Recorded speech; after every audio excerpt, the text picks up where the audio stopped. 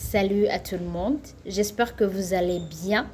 Je réponds au nom de Inès Nishimye. Je suis étudiante à l'Université du Burundi dans la faculté de médecine.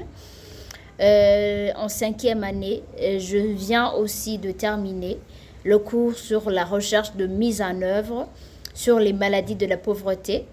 Permettez-moi alors de vous présenter mon sujet de recherche intitulé renforcer la prévention des infections sexuellement transmissibles et les grossesses non désirées au Burundi par une stratégie d'intervention dirigée par la communauté.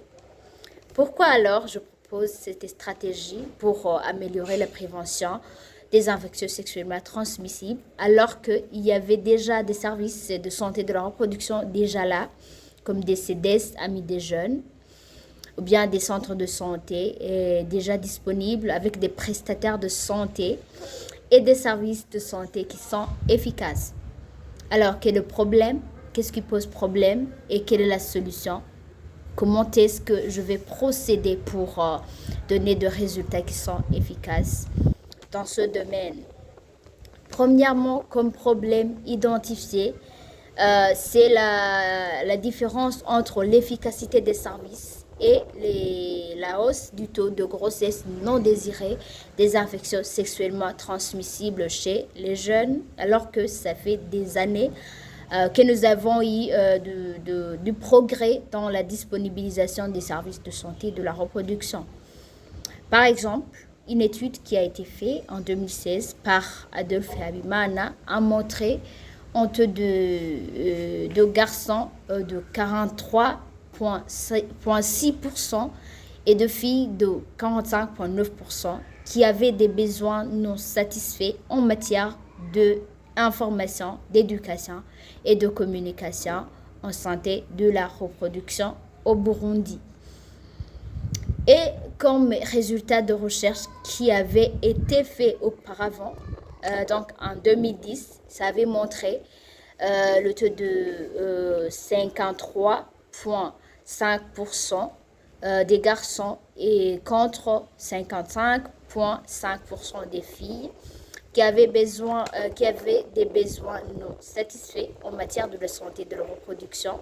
Donc vous comprenez qu'il y avait eu une légère amélioration entre 2010 et 2016 dans l'accessibilité aux soins de santé et aux services, aux informations et à l'éducation en matière de la santé de la reproduction chez les jeunes, mais qui n'est pas suffisante. Alors, pourquoi c'est insuffisant? Cette insuffisance malgré le progrès.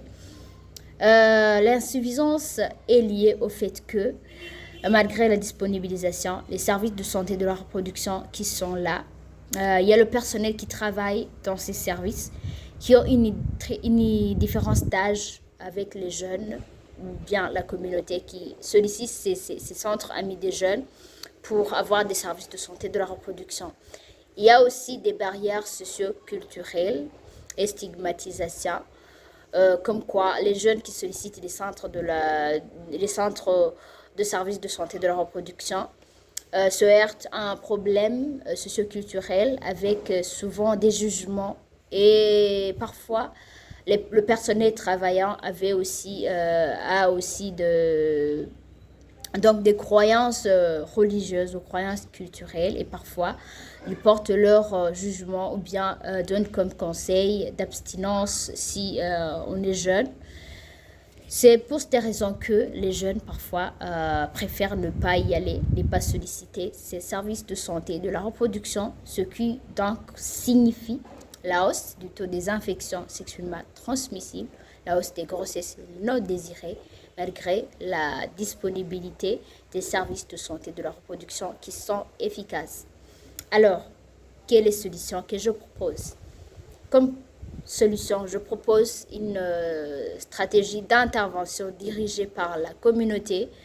Et dans cette stratégie, on met en avant la communauté et les jeunes eux-mêmes, non pas comme des simples bénéficiaires des services de santé de la reproduction, mais des acteurs qui sont formés, qui ont des informations suffisantes ainsi que des leaders communautaires, des leaders religieux qui sont formés pour donner à leur tour des informations, donner des services de santé de la reproduction. Donc, il devait y avoir des séances de formation pour les leaders communautaires, pour les jeunes, pour les leaders religieux sur l'utilisation des services de santé de la reproduction, sur l'éducation en matière de la santé de la reproduction, donc qui sont bien informés.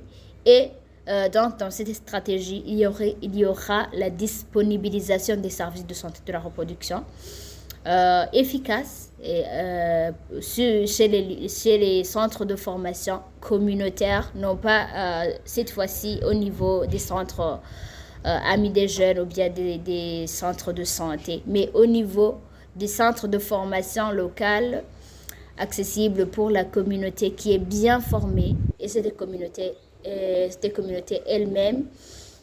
Donc les membres de la communauté vont distribuer, vont utiliser, vont donc comprendre l'utilité de l'utilisation des services de santé de la reproduction.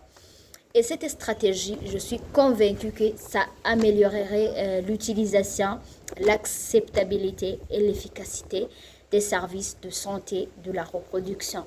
Alors, comme résultat attendu, comme résultat donc de la communauté dirigée par la stratégie ou l'intervention dirigée par la communauté dans la prévention des infections sexuellement transmissibles et les grossesses non désirées, c'est d'abord l'utilisation accrue ou bien l'utilisation suffisante des services de santé de la reproduction. Les leaders communautaires religieux qui comprennent bien l'utilité et les avantages de l'usage des services de santé de la reproduction, qui comprennent bien le danger qui est là si on n'utilise pas les services de santé de la reproduction, qui comprennent bien les conséquences en matière des infections sexuellement transmissibles, en matière des services efficaces pour protéger contre les grossesses non désirées chez les jeunes. Donc, avec cette compréhension, avec cette utilisation de l'intervention dirigée par la communauté, donc on aura comme résultat la réduction du taux des grossesses non désirées et la réduction ou bien mettre fin aux infections sexuellement transmissibles au Burundi. C'était ça comme présentation. Je vous remercie beaucoup d'avoir suivi.